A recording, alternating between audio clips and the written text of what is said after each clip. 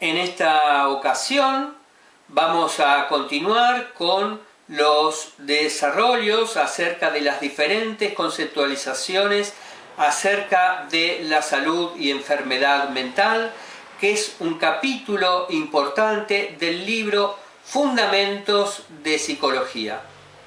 El tema de la salud y enfermedad mental es pasible de ser abordado por diferentes ejes epistemológicos y conceptuales. Estos ejes son los ejes químico y biológico presentados en otro video y los ejes psicológico-social y político-institucional que vamos a presentar a continuación. A partir de diferentes métodos y elaboraciones teóricas, cada eje intenta describir y conceptualizar sus complejidades o las complejidades de los fenómenos considerados psicopatológicos. Vamos a comenzar entonces con el eje psicológico y el eje social.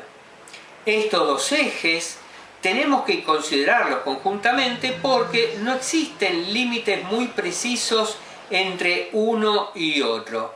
Cabe destacar que, como Freud lo ha formulado en Psicología de las Masas y Análisis del Yo, toda psicología individual es una psicología social porque no hay manera de considerar al individuo aislado de sus relaciones con los otros. Si bien es cierto que muchas escuelas de psicología se han abocado a nuestro tema, la salud y enfermedad mental, en esta oportunidad nos vamos a detener solamente en las diferentes escuelas psicoanalíticas. El psicoanálisis, es sabido, surge en 1900 con la publicación de Sigmund Freud sobre la interpretación de los sueños, donde para poder comprender el significado de los sueños debe formular la existencia del inconsciente, porque de esta manera es posible entender cómo en los sueños suceden cosas y vivimos situaciones que no podemos manejar y controlar. Es decir, que durante la vida onírica la conciencia del sujeto no puede dominar su propio sueño. Por lo tanto, la elaboración psíquica del sueño proviene de otro lugar que no es la conciencia. Es decir, que el trabajo psíquico que produce, que genera un sueño, es un trabajo inconsciente, una elaboración producto de la lógica de funcionamiento del inconsciente descubierta por Freud. A lo largo de su labor continua por más de 40 años, Freud fue formulando diferentes finalidades del tratamiento psicoanalítico y la curación de los síntomas y de las causas de las neurosis. En sus primeros trabajos, la curación consiste en la descarga afectiva de los recuerdos patógenos, en la posibilidad de una catarsis de los recuerdos y sus afectos dolorosos. Más adelante, Freud considera que la eliminación de los síntomas no es la curación definitiva de la enfermedad, porque se deben buscar las causas. En otras palabras, el síntoma no es más que el efecto de una causa inconsciente que el sujeto desconoce. Por lo tanto, Freud explica que la cura consiste en hacer consciente lo inconsciente. Luego, cuando elabora la segunda tópica, conformada por las instancias psíquicas del yo, el helio y el superyo, Freud nos presenta la siguiente fórmula. La tarea del paciente en psicoanálisis consiste en un deber ético, donde ello era, el yo debe advenir.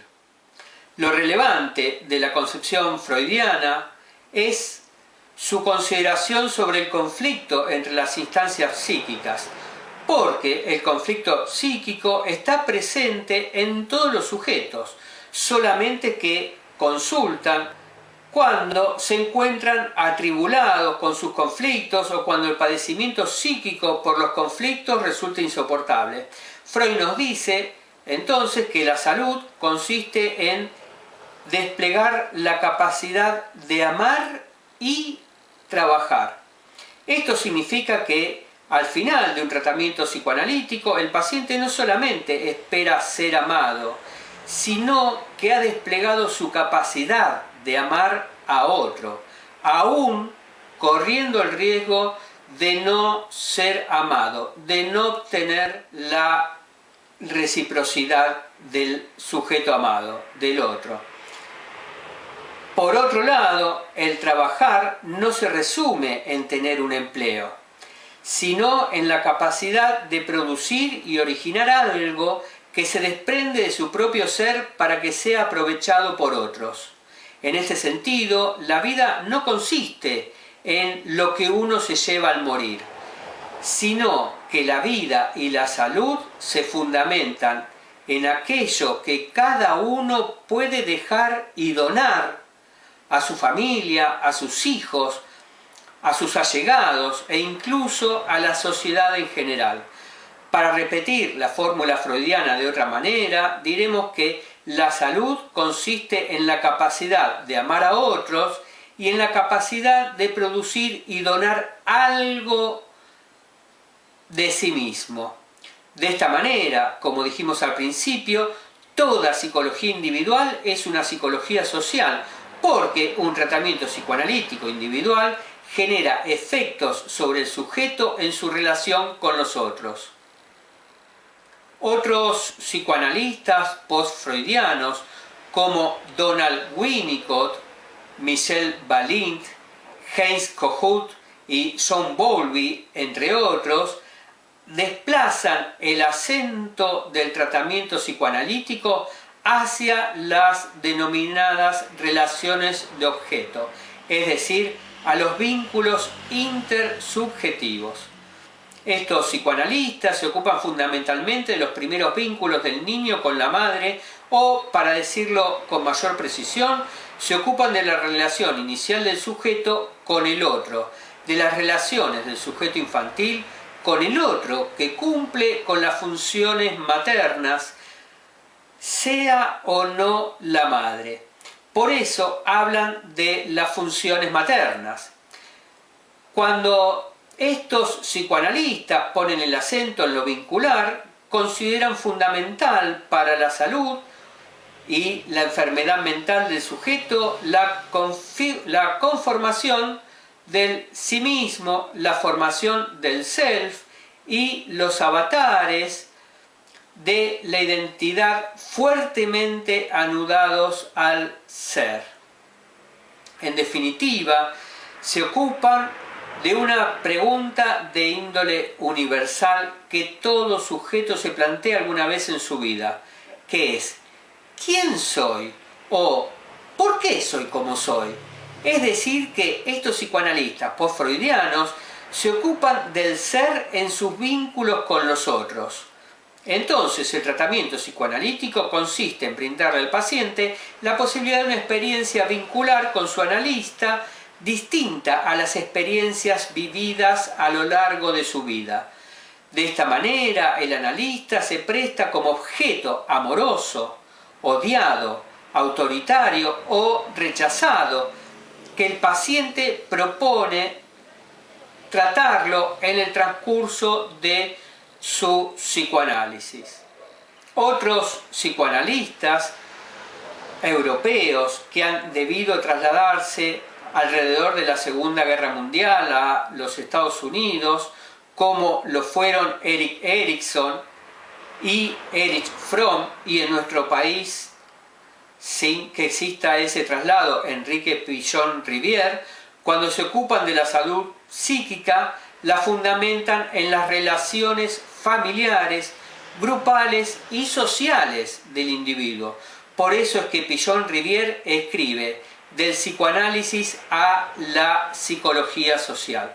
Estos psicoanalistas tienen en común la introducción de algunos conceptos de la teoría de la comunicación, de la psicología social y de la psicología en general para integrarlos al psicoanálisis. En estas últimas consideraciones es que son las que nos abren la puerta para pasar al siguiente eje, el eje político-institucional, en el que se comenta el movimiento de la antipsiquiatría. A todos los interesados en la obra de cada uno de los autores mencionados y de otros psicoanalistas como Melanie Klein, Anna Freud, Heinz Hartmann y Jacques Lacan, que desean conocer las diversas modalidades de los tratamientos psicoanalíticos, los invito a leer mi libro Escuelas de Psicoanálisis y Secuelas en Psicología, publicado en 2019 por la editorial Letra Viva de Buenos Aires.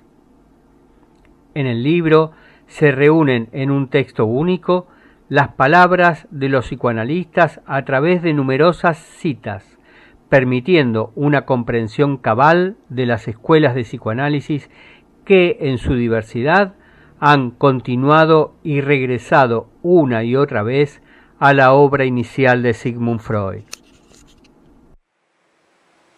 Ahora sí, estamos en condiciones de abordar el último de los ejes, denominado eje político-institucional. En este caso, la salud o enfermedad mental de las personas se encuentra firmemente entreverada con las instituciones y con las políticas sociales relativas al malestar del sujeto en la cultura. Esta concepción irrumpe fuertemente en el movimiento iniciado por Ronald Laing y David Cooper. Esto sucede alrededor de los años o de la década de 1960 en Gran Bretaña. Ellos consideran que la enfermedad mental no es otra cosa que el producto de la vida social humana y también presentan, argumentan, tienen una fuerte oposición al encierro de los locos y al excesivo uso de fármacos. Este movimiento ha sido denominado antipsiquiatría. La antipsiquiatría considera que las instituciones sociales, entre las que debe contarse a la familia en un lugar destacado, contribuyen a la enfermedad mental. Entonces, las mismas instituciones fomentan la enfermedad mental para finalmente segregar, aislar al enfermo de su propio seno, para expulsar al paciente de la institución que lo ha enfermado. En su pertenencia a cualquier institución, el sujeto se aliena al sujeto instituido de manera tal que si se ajusta al sistema está alienado y si se opone al sistema se lo juzga por loco. Por lo tanto, son las mismas instituciones sociales las que han creado la construcción social de la locura, su rotulación y su expulsión del sistema. Un capítulo aparte de este eje político-institucional se refiere a las instituciones sociales denominadas instituciones totales, en las que el sujeto desarrolla todos los aspectos de su vida en el mismo lugar y espacio y bajo la misma autoridad. Son instituciones de puertas cerradas en las que, aunque tengan por objetivo la curación, también producen psicopatología.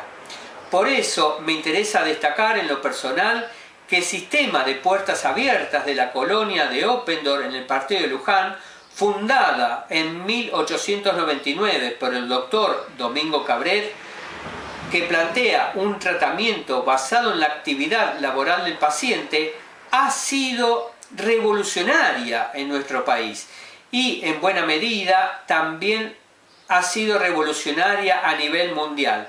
Es una propuesta revolucionaria relativa al actual movimiento de la desmanicomialización.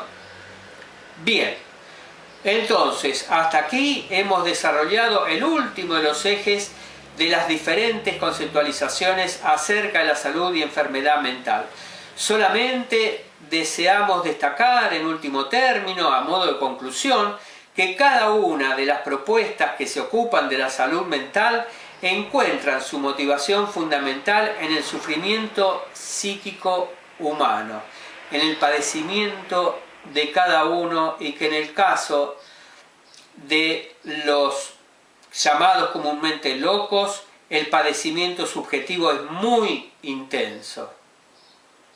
Bien, con estos últimos simples comentarios acerca de mi propia experiencia clínica, no me queda más que invitarlos a la lectura de este artículo, a la profundización de las nociones de salud mental en otros textos y en otros autores desde otras perspectivas, y por fin dejarles mis saludos e invitación a que nos volvamos a encontrar.